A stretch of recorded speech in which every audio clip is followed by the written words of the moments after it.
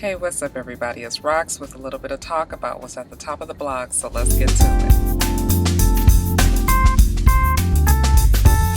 Alright you guys, before we get on to the video, I just wanted to tell you guys about a few things that I have coming up because y'all, your girl is going to be busy in September. First of all, you guys have heard me talking about the Blackout. It is definitely coming. Sweet Addictions TV and the Scorpion Show presents the Blackout. On location, you guys know how that goes. Anyway, it is going to be on September 5th. That is the first Saturday in September, and it's also the Labor Day weekend out here in Atlanta at the Crow's Nest, and it is going to be a show enough good time. I'm hoping that the rock stars from all around who are willing and able to come out will indeed do so. I've had a lot of people tell me that they're coming. A lot of people aren't too sure, not really sure what to expect.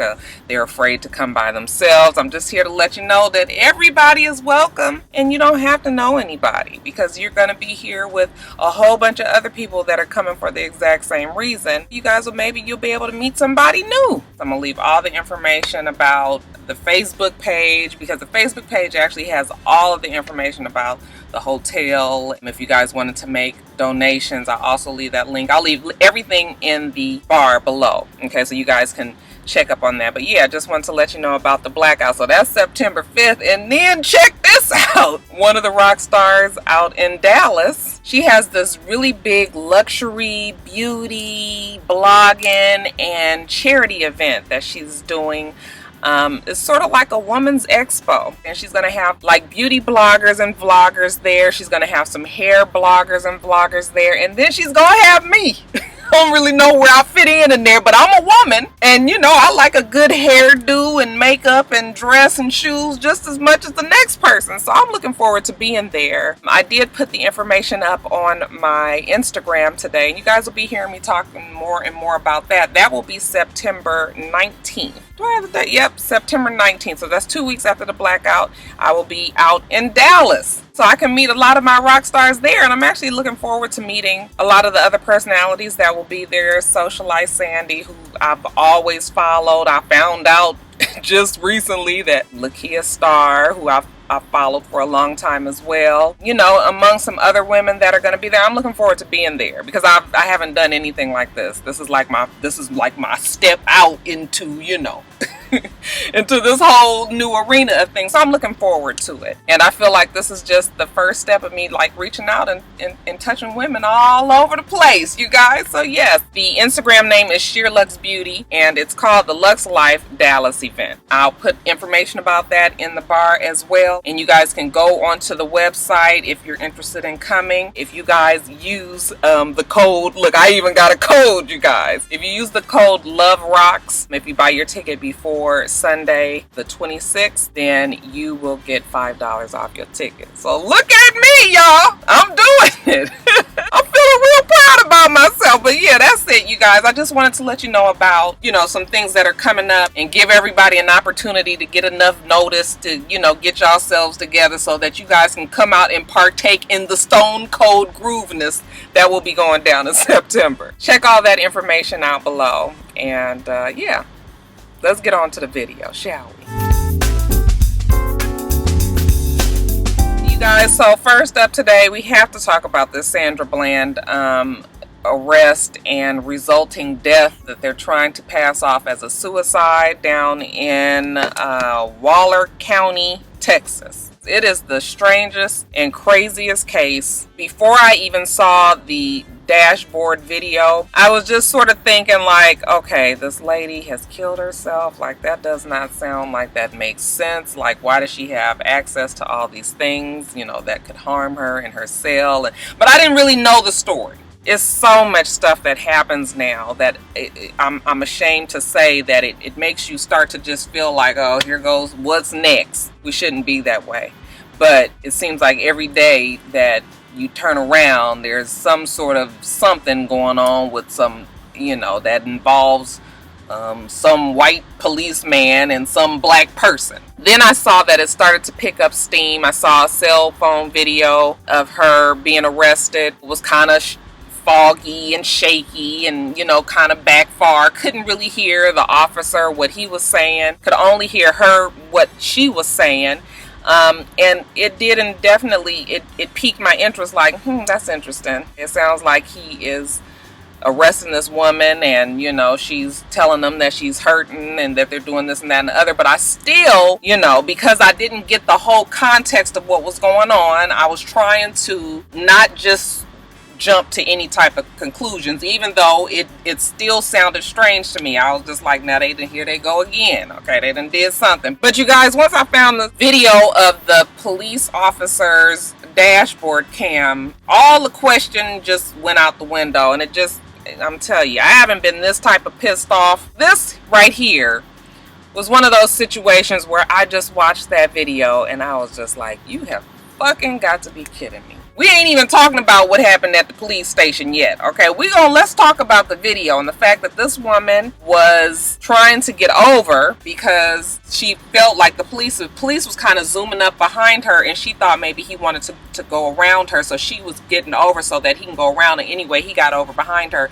and pulled her over. And granted, I will say that she was annoyed. I could hear it in her voice, okay? Like many of us are when we get pulled over by the police, especially when we know that it's some bullshit, or, you know, they're pulling us over for something that, you know, in our minds we was helping you out. So I could tell that she was annoyed in her voice. Things was fine when he went the first time up to the car, and then when he came back was when the problem arose. You could tell that he was in this battle between doing what he knew he had been trained to do and letting the anger of the person that he's pulled over get to his ego. I know that police are trained to de-escalate. You don't never want to make shit worse. And so even when police come into contact with people who are upset or who may be antagonistic or any of that, the police's job is to get them to calm down. We don't need to go here, okay, because, you know, I'm trying to establish order here and figure out what's going on.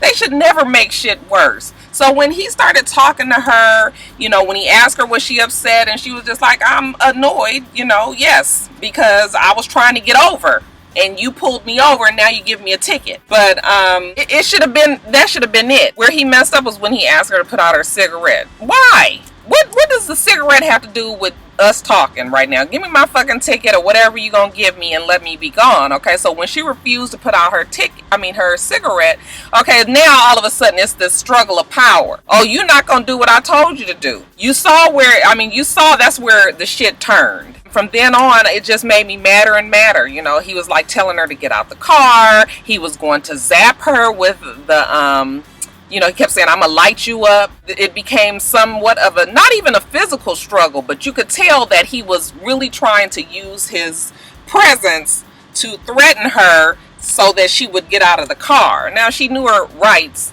I mean, you ain't got to be a genius to know that I ain't did shit, and now you doing all of this, even if I am upset. You are in the wrong here. And then, of course, we saw what happened from there. But I'm just like, thank God that they have these damn dash cameras. Okay, and that you're able to hear so clearly. It's amazing how clearly that mic picks up. And then you don't see them anymore, but you know, they're off to the side. He's making her put her cell phone down, and you know, there's some sort of struggle of him trying to get her down and get her handcuffed and, you know, calling for backup and all of that. But that video made me so mad because I feel like it was just unnecessary. None of that needed to happen. And I was frustrated for that lady. And then for the other police to come and to automatically take the police officer's side, you know, to say they saw this, that, and the other, when, I mean, I don't know for sure if they did or didn't see it, because I couldn't really tell exactly what was going on, you know, if the other police had pulled up at the time when he was struggling trying to get her handcuffed or what. But yeah, it was frustrating. It pissed me off because I just like, so anyway, after that happens, now they're trying to figure out even if the video was tampered with, because it loops, it does these weird things. There's shit that's on the screen that we've already seen, you know, but the audio is different, and you know, so it's a lot of things that come into question about that video. But okay, we get her to the station, and then they book her for some third felony, I think like resisting arrest or something like that. And they set her bail at $5,000. She doesn't have $5,000. She just moved from Chicago to Texas to start a job in agriculture at her alma mater. I don't remember the school. She was starting on a new life in a new city, and by all accounts she was excited, but she didn't have the money to get out. So she was calling friends and family and trying to get the money for bail.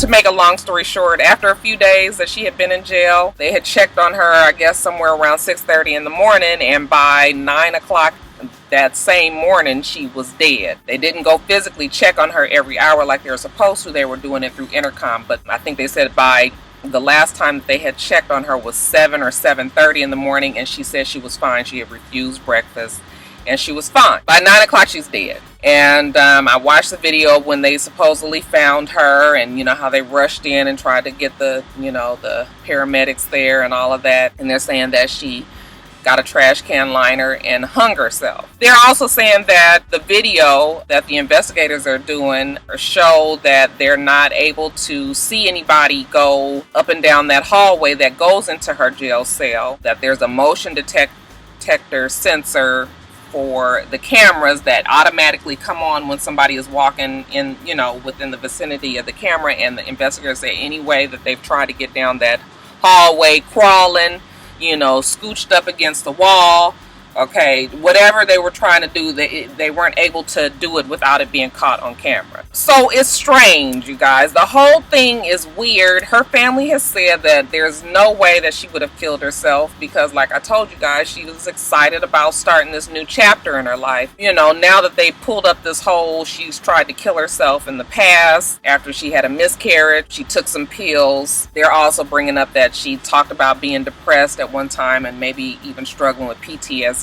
Now they're trying to say that this is all proof that, she has had the mindset before to kill herself. I don't know what to think about any of it. It's just seems so not consistent, because from the way the woman was acting and the way she was talking to her friends and even caught on voicemail or whatever, she was anxious to get out of there. She wasn't down in the dumps like, oh, my life is so terrible and I can't believe this is happening to me or anything like that. Her thing was like, I cannot fucking believe I'm sitting in this cell over trying to get over and, trying to change lanes. Like, what the fuck is going on here? It's just, you try not to say that it's conspiracy and there's some shit that's going on, that there's a cover-up, okay, that, there's some old foul-ass shit happening here. But I have tried to look at it a whole bunch of different ways, and every time I look at it, I don't care what way I look at it, it sounds like these people didn't kill this woman. It just doesn't make sense. Why is there a traffic liner in a trash can in a jail cell? When they already know that people who are in jail are, in dire straits a lot of times. You should never leave anything there for these people to even harm themselves. It's just strange. The whole thing is just weird.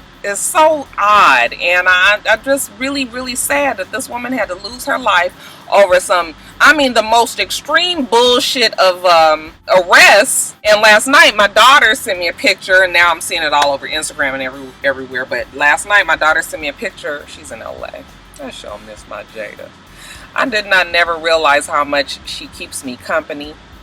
Yeah, I miss her a lot. But anyway, get back to the story. So she sends me a picture yesterday and says they say that she is dead in this picture and that she's on the floor, and that they took this picture to make it look like this was her mugshot. And you guys, I have looked at that picture, like plenty of you guys probably have looked at that picture and looked at that picture and looked at that picture. It is concerning about that picture. Like, I can't, when I look at it, I'm trying to look in her eyes and see, because to me, that's usually where you can tell if there is some life in somebody. And her eyes look black. They look like there's no life there. Okay, the shadow is strange. They're talking about the fact that her nose is back. When you see pictures of her when she's flat on like this, you cannot see up her nostrils, but in the picture, you can see all up her nose as if she's back. And then they're talking about the background looks like a floor instead of the walls that the people in that you know, Waller County Jail facility normally take pictures. It doesn't look the same. And then of course we're also got to remember that she is,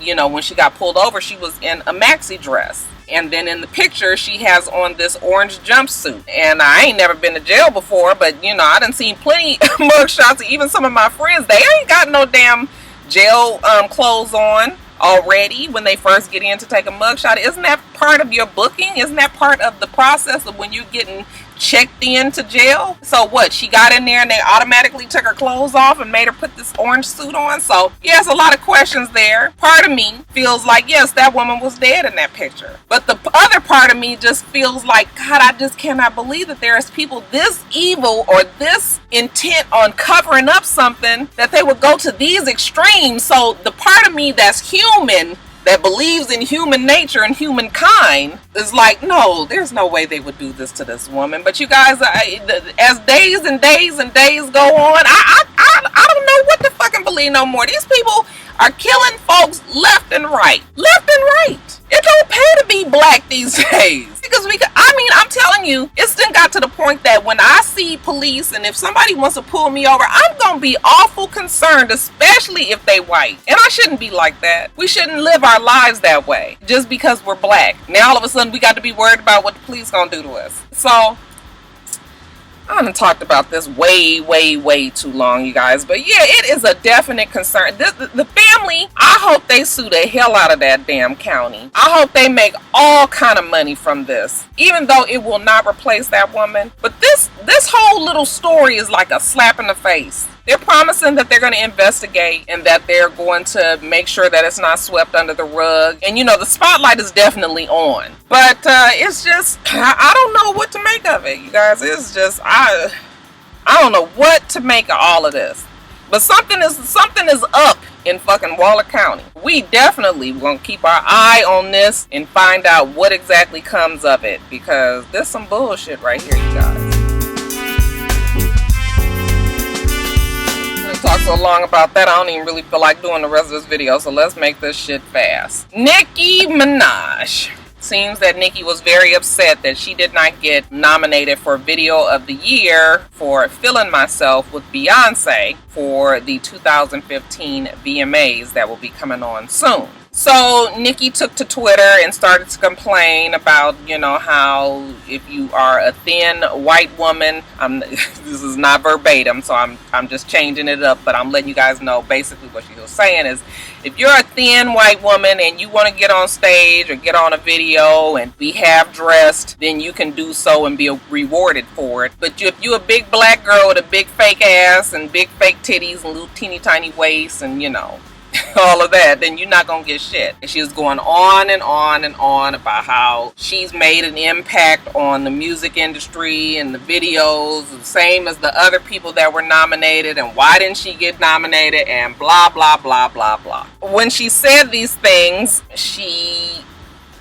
raised the hackles of Taylor Swift, because the whole thin white chick comment made Taylor Swift feel like she was coming for Taylor. It kind of made it seem like that's what she was doing to me too, but not saying names, and not really necessarily picking at Taylor, but just trying to make the point. So Taylor comes back and was just like, wow, I can't believe that you are, you know, trying to say these bad things about, you know, we as women not sticking together, you know, rah rah rah, shish boom bog kind of shit. And Nicki said, I wasn't really talking to you. I never said your name. You know, I don't know how you got yourself involved in this. And then it turned into Nicki versus Taylor. After that, Katy Perry jumps in and says, wow, Taylor Swift, it's funny that you're talking about how women need to stick together and they shouldn't fight and be pit against one another. It's interesting that you would say that when that fucking song Bad Blood is all about me. Okay, and you talking about me. Now, I didn't listen to the words of Bad Blood. I didn't even know that Bad Blood is supposedly Taylor Swift talking about Katy Perry. Had absolutely no idea. Okay, them's rich white women problem. Shit, I got more things to tend to in my life other than, you know, what the fuck is going on with a Taylor and a Katy. I didn't know that that's what that was about. So Katy jumped in and then she was like, you know, and as long as I'm making shit worse, what the fuck happened? Why didn't Rihanna get Video of the Year? Okay, why didn't she get the nomination? She released her video on the last day that you can get the entry in. Okay, so what the fuck is going on there? Okay, so add a little bit more to the mix. Everybody is jumping in, having they say. Next thing you know, Perez Hilton jumps in. His shit didn't really take, you know, he tried to stir up the beehive a little bit and say how, you know, Beyonce doesn't write her songs and that Rihanna does and everything. But nobody really paid much attention to Perez Hilton. Then you have Bruno Mars and Ed Sheeran, just, you know, they is it Sheeran? Yeah, whatever the man's name is. You know, they poked fun at trying to have a little Twitter beef. All that went on. That was one night. When I woke up the next morning, I don't know what the fuck had been happened. But Meek Mill he had his panties in a serious bunch, you guys. He started going on and on about Safaree. Dug up an old video of Safaree like dancing. They said he was gay, you know, and that he was stupid for letting Nicki do the shit that she did in the videos. You know, now that he got the bitch, she ain't never shaking her ass for no man, okay? Talking about Drake and saying how Drake doesn't write his rhymes and he's not this real nigga, and you know, he didn't tweet his album. And I said, oh, here we go with this fucking he didn't tweet his album shit no more. Y'all remember all the big fuss he made when Wale supposedly didn't tweet his album before? He carried on so much. When I tell you he carried on all that night, evidently, because I was reading and reading and reading and reading, and he never stopped. It got to the point where I thought that he was going to eventually say he was hacked, but he never said that he did. My feelings about the whole writing thing, you guys, who cares who wrote it? I know true hip-hop heads will say people buy the music on the authenticity of the rapper and that, you know, but let's just be real here. Who the fuck believes that any of these rappers do any of the shit that they say that they do in these fucking songs? Nobody is authentic anymore because they can't afford to be authentic no more. Okay, you can't be out in the trap and doing all this shit and then want to be successful and want to be making money and not having the police on your ass and, you know, getting arrested and all that. No, you cannot do that. So what they are doing is they're selling the fantasy. Talking about shit is sort of like a verbal movie. It's acted out in words, you guys, but nobody is doing half of the 98% of the shit that these people say in these songs they are not doing, okay, unless you fucking Birdman. Because that Birdman motherfucking ass is fixing to take his ass to jail, sound like. But this whole thing about who wrote the songs, Drake has written plenty of music. Even if he didn't write this one particular song that Meek Mill is talking about, I mean, I think he's proven that he has written songs. He's written songs for other people that have been successful. Who the fuck cares? I just really don't care. I just want to hear the music. I just was so disappointed in Meek Mill's stupid ass. I was just like, what a fucking bitch. I mean, like, it's just so, I'm on my period, let me act out. This is the kind of shit that I do when my damn cycle is on its way. You don't expect no grown-ass man to get out there with all this foolishness. I told you guys a couple of weeks ago that I was wondering when Meek Mill was going to get tired of playing second fiddle to Nicki Minaj. I tweeted that Safaree, he made it 12 years. Meek Mill didn't even make it 12 months. A nigga then went and took her pictures all off of his Instagram. He said that he was a star before her. You know, he did all this shit on her. People knew who he was. I said, nigga, you is the most stupidest fool if you believe that. Nobody knew who the fuck a Meek Mill was before you got with Nicki Minaj. I mean, we as black people did. But you done crossed over to a whole nother group of people. And if you think that you just did that shit on your own, and honey, okay, break up with her ass and see what happened. Well, boy, I tell you, won't that damn breakup be epic? I bet you that nigga will sit down in the corner and cry and fuss and make videos and talk about it and talk about her and everything. She better hope that don't nothing happen with his old unstable ass, because all that, oh, you already know that he probably got all kind of shit to say if something happened with them. But yeah, you just stupid, you guys. They stupid. I lost so much respect for Meek Mill and Nicki Minaj, because it's just like, at the end of the day, I hate saying that, but at the end of the day, girl, all this fuss ain't gonna make no difference whether or not you get nominated. You know, girl, just whatever. And it kind of was a fucked up song. That song wasn't all that good. The video wasn't all that good. I told you guys a long time ago, the reason why that song was a hit was because she took a sure hit song and redid it. That's what a lot of people do with remakes. Okay, you take some shit that everybody still likes. It's the same with that damn French Montana song. Don't stop, pump that, don't stop, pump. Yeah, That's some old ass shit. They just then took it and tweaked it a little bit and then brought it back out. And so, like, Anaconda, bitch, you didn't get nominated because the shit wasn't all that good. You win some, you lose some. Girl, go sit down somewhere. And I like Nicki Minaj, but I just, all that carrying on, I was like, girl, you is too old and too grown and got too much fucking money for all of this. So, whatever, y'all. It was a whole bunch.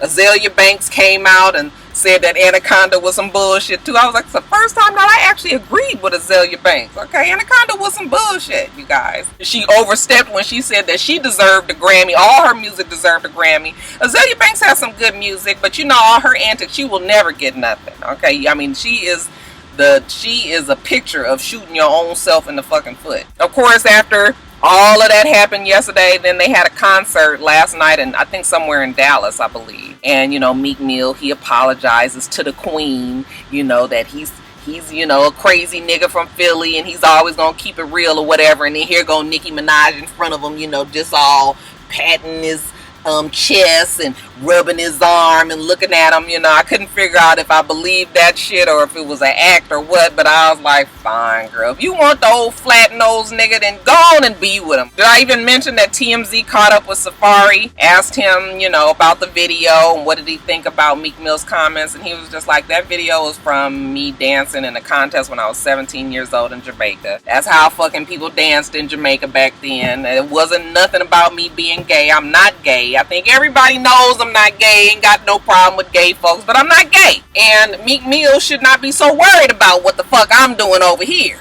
Okay, he need to be worried about his woman and why she be reaching out to me. So then Nicki Minaj, you know, tweets that, you know, Meek Mill knows every time that they talk to each other, he sees the conversation. It's never a secret. You know, don't lie because that's corny of you and all of that. So then honey Safaree was like, bitch, I said show the nigga that birthday email you sent me for my birthday. I bet you didn't let him see that. And then it started to make sense about a tweet a few weeks ago around Safaree's birthday when he was just like, I read 2 lines of this email and I erased it because I could already tell it was going to be some drama. It's my birthday. Why are you even contacting me? I'm so glad I'm free. Now we know that he was talking about Nicki Minaj. Well, we thought that's what he was talking about anyway, but now we know that that's what he was talking about. So I didn't talk about this way too long too, you guys, but Drake is still going to be so much, I mean, Drake is always going to be so big compared to Meek Mill. I hope that he does not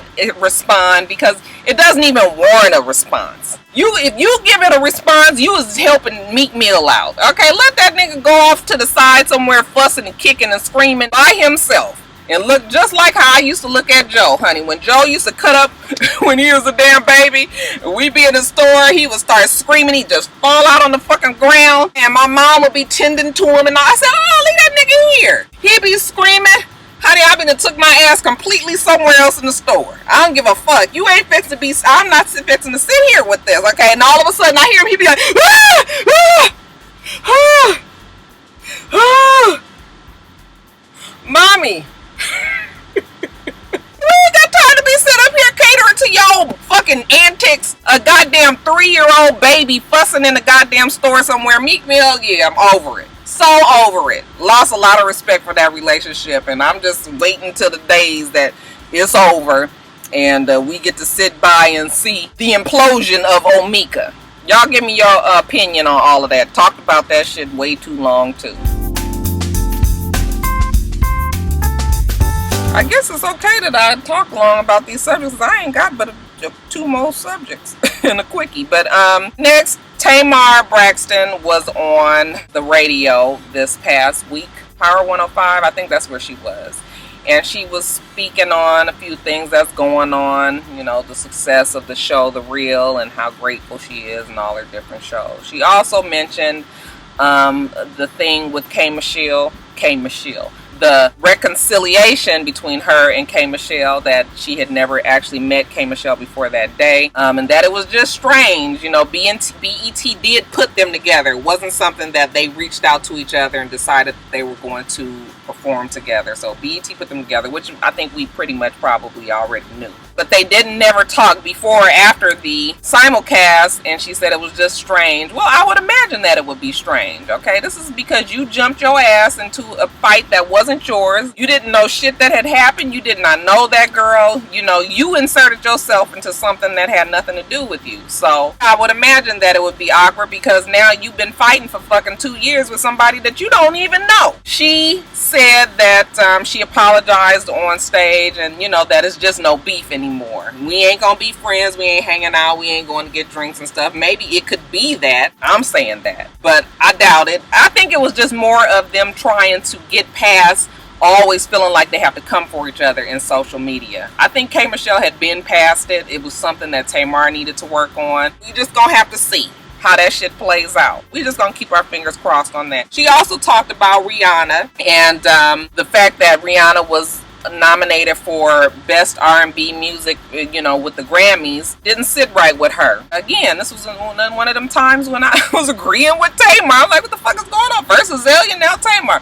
Yeah, Rihanna's not an R&B artist, and I think everybody knows that. But see, the Grammys, I don't know where that came from. I guess they didn't want to acknowledge any of these other R&B albums that are around for whatever reason, but I blame it also on R&B artists that at one time started to kind of sacrifice the genre for trying to get in on like hip-hop music, okay, and trying to kind of blend the two. It's like they sort of watered down their own genre. A lot of them did. Started singing hooks with the rappers and shit like that. So R&B did get washed away, but it's not just because of the consumer. It's not because of us. It's also because of the talent. She said Beyonce is even more of a R&B artist, and I was like, not even anymore. I mean, Beyonce back in the day, Me, Myself, and I, and you know, her songs from back in the day could be qualified as R&B, but I can't think of not one R&B song on her last album. Maybe the Rocket, maybe, but other than that, like, when's the last time you thought of a song that she had was really truly R&B? I can't even think of one. She wasn't saying nothing that, you know, I felt like people need to get themselves all upset about, because it's true. Rihanna's pop. And then while we're talking about people on the radio, Claudia Jordan was also on the radio. She was on the Breakfast Club, and she talked about her shit about her leaving Real Housewives of Atlanta. Actually, she said she is still under contract. Well, what she said was they haven't fired her from the show yet, that they're still negotiating whether she's going to come back as a housewife or if she's going to come back as a friend of the show. There's all these different little areas that you can still operate on the show. So she said that is still in play. Nobody has kicked her off yet. As far as the Ricky Smiley show, though, she had a lot to say about basically her and Ricky Smiley clashing. And, you know, I was sitting there. Now, I like Ricky Smiley. I listen to him every morning. But everything that she was saying, I could definitely see him being that way. Ricky Smiley seems like he might be mean. We know a lot of people that as their ego gets bigger and bigger, you know, they don't want people to take the shine away from them. So, you know, you've got a woman there who's supposed to be sort of like a sidekick to this man, and then he stifles her. And this might even be true about what happened with Ebony, because nobody ever understood why Ebony left. So then Claudia comes, and then, you know, I guess they want her for a certain reason, and then when she gets there, they don't want her to do the job that they hired her to do. I can clearly remember Gary saying on Real Housewives of Atlanta, there's only one comedian on the show, and that's Ricky. You can't do the same shit that he does. So that's something that's understood there with everybody else that's there. So Ricky Smiley, evidently, he wasn't letting, he just didn't seem to like Claudia. Didn't want her to eat in the same room as him because he had a problem with the way she ate breakfast. And, you know, he looked like he had a problem with the show Real Housewives of Atlanta, which I knew was going to eventually be a problem because, you know, you got this radio show and everybody's calling about Real Housewives of Atlanta and want to talk about that, and he has his show that he wants to do and it be centered around him. So then they started to be like, no, we're not talking about Real Housewives of Atlanta. Okay, and all she's going to do is do the news, and, you know, but when she was on the Foxhole, she talked about how, you know, she was just always in go mode. So she felt stifled there. It was a 1-year contract, and she said, yeah, she never felt like she was able to be her true self, that, you know, they held her back quite a bit, and, you know, it's just what it is. I don't think that was ever a good fit for Claudia. She needs to be on something that maybe she could be a little bit less restrained, and maybe that would be satellite radio. But regular airwaves, I don't know if that's Claudia's thing, but it was a pretty interesting, both of their interviews were pretty interesting. You guys go on and check it out and see what you think. But yeah, all that shit about Ricky Smiley, I can definitely see. He seems like he could be like an old honorary cantankerous old man. Don't you guys see that shit too? You guys let me know what you think about both Tamar's interview and Claudia's interview. Did you agree with them or did you not agree? Prayers must go up for Nick Cannon, who has landed himself in the hospital after working himself to fucking death. We all know that Nick Cannon has quite a few jobs, and I'm sure it takes a lot out of him. And I think Nick Cannon has, what does he have, you guys? Is it sickle cell? It's not sickle cell.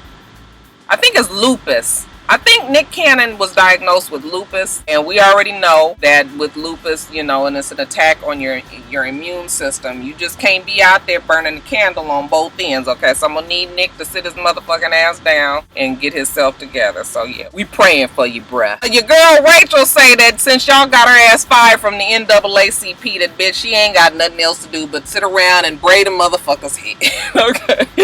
And you know we as black women, we don't give a damn what you done did when it comes to you fixing our hair. Fuck, we still needs our shit done, okay? So we gonna let bygones be bygones. Yeah, we know you's out there lying and fooling around and acting like you was black and all. Can I get an appointment on Tuesday?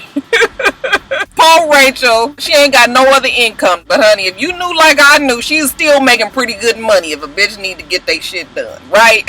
And lastly, congratulations are in order for your girl Candy, the tight teeth talker Tucker, and her husband Todd Tucker, as they welcome their new, well, they ain't welcome the new baby yet, but we just found out and she has confirmed that she is pregnant. They don't know what the sex of the baby is yet, so I'm imagining the baby, they're maybe around 6 to 8 weeks. That's usually when you find out. I mean, they could be anywhere. Look at me, y'all. I'm acting like I know the motherfuckers and what they got going on there, but I'm just guesstimating that if she's around 6, 8, 10 weeks, somewhere in there, okay, that she's probably going to be about ready to pop come April, somewhere around April next year. And you guys know that's right around reunion time when they record. So she's either going to be big as a fucking house when it's reunion time and they recording, or she may have just had the baby. But yeah, congratulations to the Tucker. Let's hope that they get a little boy out of this, okay? They got enough fucking messy ass women in that family already. Alright, you guys, that is it. And I don't think I'm going to be cutting it in the ATL tomorrow. We'll see. That is all I'll say, is we'll see. But I am really not going to be pressed to try to get a video done for that show. I am so over it. That comes on tonight. And then next week, you guys, I'm going to be on vacation. So the videos will be sporadic. I'm not really sure. I'm going to make it a point to probably do Basketball Wives and Love and Hip Hop ATL. And after that, I'll just anybody's guess, okay? So that's it. We do this every single week, you guys. So make sure that you rate, comment, and subscribe. And make sure that you come back.